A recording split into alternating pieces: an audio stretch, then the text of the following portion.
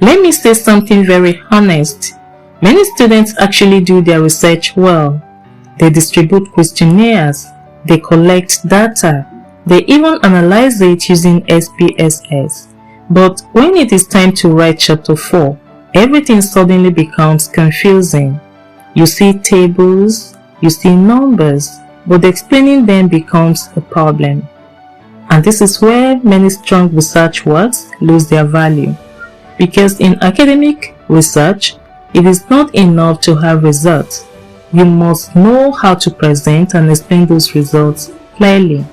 So, let's walk through this together as if we're sitting side by side, and by the end of this session, you should be able to present your result clearly, interpret your findings confidently, and write chapter 4 in a way that even a first-time reader will understand.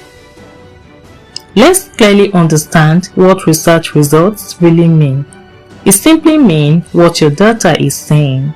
It means what your analysis has revealed. Your result comes from questionnaires, interviews, and observations. But in most student research, results come from questionnaire data analyzed using SPSS. So, chapter 4 is not just about pasting tables. It is about explaining what those tables mean. Think of it like this. SPSS has done the calculation. Now you must do the communication. Let's simplify the structure. A standard chapter 4 flows like this. First, brief introduction.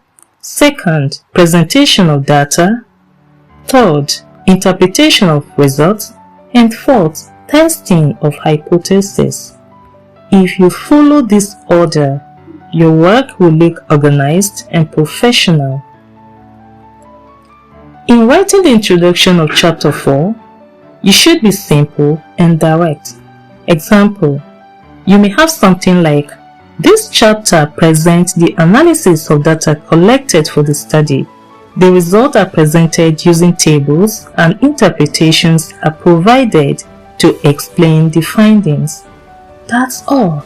No long grammar, just clarity. Now we move to what many students struggle with, presenting data. When presenting tables, each table must have a title. The table should be clear, and you must not overload one table with too much information. You could have this as an example. Table 4.1 Gender distribution of respondents.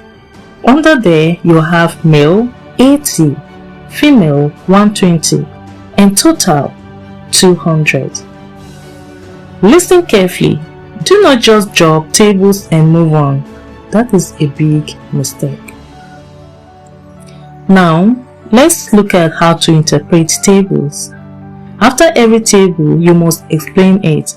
This is where many students get it wrong. Let's do this together. You may have this as an example. The table shows that 60% of the respondents are female, while 40% are male. This indicates that female participants were more represented in the study. You could say that this is very simple. It is so clear, no big grammar. You just have to explain what you see. Presenting variables. This is where your independent and dependent variables comes in. And you could have this as an example. The impact of study habits on academic performance. You may have a table showing students with good study habits, students with poor study habits, and their academic performance levels. Your job is to explain the relationship. And here we have an example. The result shows that students with structured study habits tend to have higher academic performance compared to those with poor study habits. This is interpretation. Now, we move on to discussing presenting correlation results. If you use correlation analysis, SPSS will give you a table. example, you may have something like R equal to 0.65. Now, when you have this result, you need to explain it like this. There is a positive relationship between study habits and academic performance. This means that as study habits improve, academic performance also increases. You see, here you keep it so simple. Moving on, let's talk about presenting regression results. Regression tells you, like we mentioned in our previous episode, it tells you if one variable can predict another. You have this as an example. Study habits significantly predict academic performance. That's enough. You don't have to overcomplicate it. Now, let's talk about testing hypotheses. Here, this part is very important, and we can have this as an example. There is no significant relationship between study habits and academic performance. Then, you check the p-value that you presented in the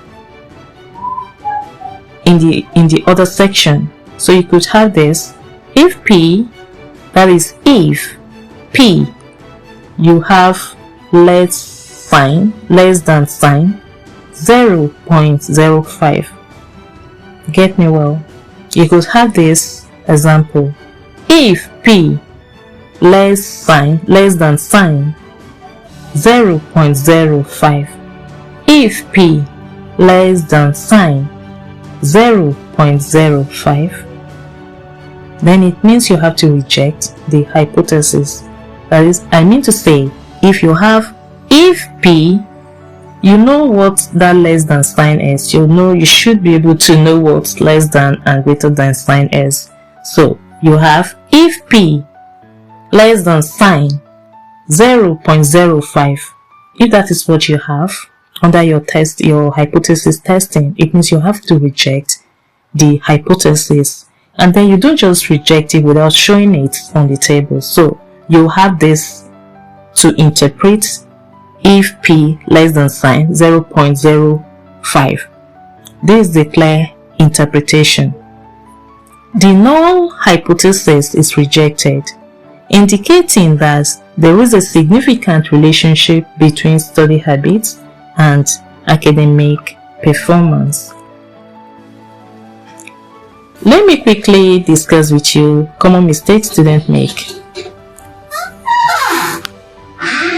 Dropping tables without explanation is one of the mistakes students make. Using complicated grammar. Misinterpreting results. Copying SPSS output without understanding. And writing too much theory in chapter 4. All these are mistakes and you need to avoid them. Chapter 4 is about results and explanation, not theory.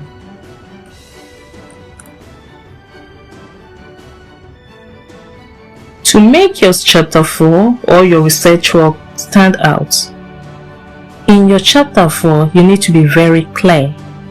You need to be direct. You need to explain like you're teaching someone. You need to keep your sentences simple. You also need to connect every result to your research questions. At the end of the day, research is not about how many tables you present. It is about how well you explain what those tables mean. When your chapter 4 is clear, your supervisors understand you. Your examiner respects you. Your research becomes meaningful, and most importantly, you become confident in your own work because you understand what you did. In the next episode, we move on to discussing how to defend your research project confidently, and that is where everything comes together. See you in the next episode. Thank you.